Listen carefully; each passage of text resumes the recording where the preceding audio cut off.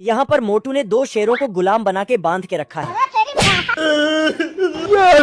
साला ये इतना खतरनाक कि डायनासोर को जंजीर में बांध के रखता है और बड़े से बड़ा सांप भी इसे देखकर डर के मारे बेहोश हो जाता है। दो सर वाला दानव जो कि जंजीर तक को तोड़ देता है, मगर मोटू के एक मुक्के में थरथराने लगता है। ये दुनिया का सबसे बड़ा गिद्ध है, लेकिन मोटू ने इसे भी अपना गुलाम बनाकर रखा है।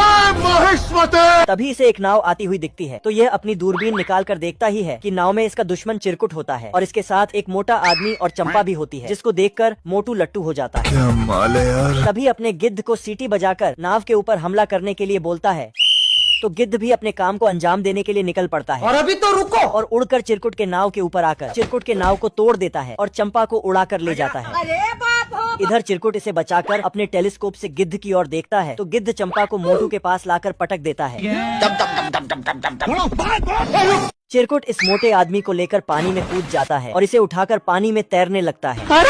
कुछ देर बाद चिरकुट इस टापू पर पहुंच जाता है, लेकिन यहाँ पर किसी का आना मना था, क्योंकि मैं जानता हूँ। तभी भी चिरकुट गुफा के अंदर चले आता है, जहाँ पर दो शेर बंधे होते हैं। साला शेर को भगाकर गुफा से बाहर आता है, तो इतनी बड़ी दीवार में छेद करके कुछ सेकंडों में ही अंदर घुस आता है।